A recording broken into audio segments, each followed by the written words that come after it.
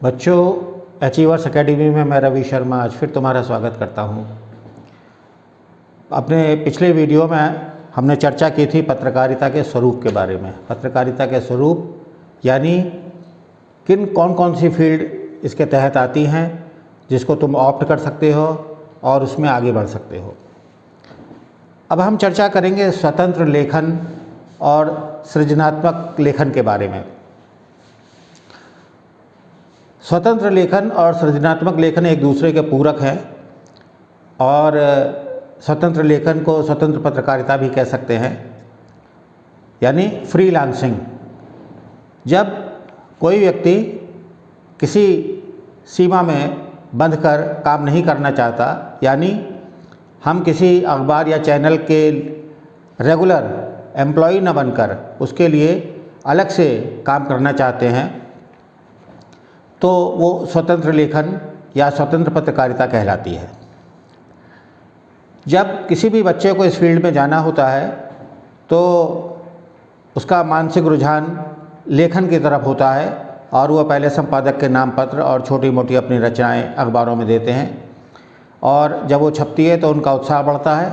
इसके बाद वो तय करते हैं कि उन्हें पत्रकारिता में जाना है या साहित्य सृजन के क्षेत्र में जाना है। साहित्य सृजन यानी आप तमाम तरह का साहित्य सृजित करते हैं और साहित्यकार बनते हैं। स्वतंत्र लेखन की तमाम विधाएं हैं और वो सृजनात्मक लेखन से ही जुड़ी हुई हैं। ये हैं जैसे कहानी है, कहानी या उपन्यास हो गया, आत्मकथा है, घुमक्कड़ी लेखन है, यात्रा वृत्तांत भी इसी में घुमक्कड़ी लेखन में आ जाता है, व्यंग हैं, एकांकी हैं, एकांकी यानी नाटक, इसके अलावा लेख हैं, समीक्षा हैं और अनुवाद आदि। तो सबसे पहले हम चर्चा करते हैं कहानी और या उपन्यास की, और श्री विष्णु प्रभाकर जी ने इसे साहित्य का सबसे लोकप्रिय और सशक्त माध्यम बताया था। इसी प्रकार जो जाने माने साहित्यकार थे अंग्रेजी के खुशवंत सिंह, वो कहते थे कि एक कहानी का लिखना 20 लेखों के बराबर होता है। यानी हम जब कोई कहानी सृजित करते हैं तो उससे हमें 20 लेख लिखने के बराबर मानसिक संतुष्टि प्राप्त होती है। यानी कोई भी कहानी जो है इतना बड़ा संदेश, इतने बड़े समाज को इतना बड़ा संदेश देती है जो लेख के माध्यम से संभव नहीं होता है। इसी प्रकार से उपन्यास होते हैं। कहानी थोड़ी छोटी हुई, उसके पात्र कम हुए, उसी प्रकार उपन्यास जब बहुत वृहद रूप से इसको लिखा जाता है तो वो उपन्यास कहलाता है। उसमें तमाम पात्र होते हैं और उसमें लगातार व्यक्ति की रुचि बनी रहती है। कहानीकार और उपन्यासकार के रूप में प्रेमचंद जी का तुमने नाम सुना ही होगा। तो उन्होंने भी कभी बंधकर काम नहीं किया, उन्होंने भी स्वतंत्र लेखन ही किया और बहुत नाम कमाया। कहानी में एक तो लघु कथाएँ भी हो सकती हैं, इसके अलावा बाल कहानियाँ हो सकती हैं और वयस्क लेखन। जो छोटी कहानियों के माध्यम से हम संदेश देते हैं वो लघु कथाएँ कहलाती हैं।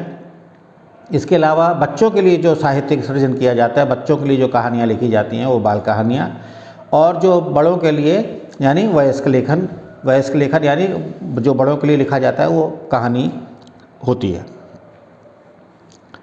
इसके अलावा बहुत से लोग आत्मकथाएं यानी आत्मकथा हम अपनी भी लिख सकते हैं और किसी दूसरे जो प्रोमिनेंट फिगर्स हैं वो लोग डिक्टेट करते हैं और जो स्वतंत्र लेखक है वो उसको अपनी शैली में, अपनी भाषा में बांधकर उसको एक रोचक तरीके से प्रस्तुत करता है।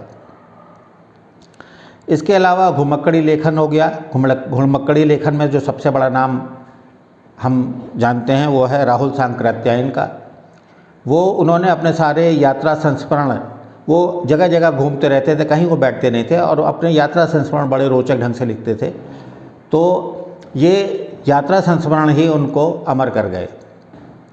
इसके अलावा व्यंग लेखन होता है और जब अपने सृजन के माध्यम से हम किसी चीज़ पर चोट करते हैं तो व्यंग लेखन होता है। एकांकी होता है, नाटक होता है, यानी जब हम कई पात्रों को एक साथ एकत्र करके कोई बड़ी रचना करते हैं तो वो एकांकी नाटक बनता है।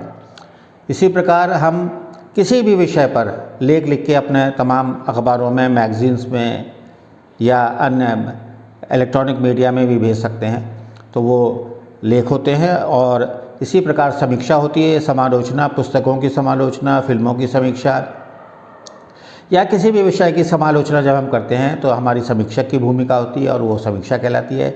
इसी प्रकार से अनुवाद भी एक महत्वपूर्ण शैली है, विधा है स्वतंत्र लेखन की। इसमें जो विदेशी पुस्तकें होती हैं हम उनका अनुवाद कर सकते हैं। हमारे देश में जो इंग्लिश का साहित्य इतना सृजित किया जा रहा है उसका लोगों के हिंदी पाठकों के मध्य पहुंचाने के लिए हम उसका हिंदी में अनुवाद कर सकते हैं। तो ये भी एक बहुत सशक्त विधा है। इस प्रकार मैं समझता हूँ कि तुम स्वतंत्र लेखन या स्वतंत्र पत्रकारिता और सृजनात्मक साहित्य के बारे में तुम्हें पूरी जानकारी हासिल हो गई होगी। धन्यवाद।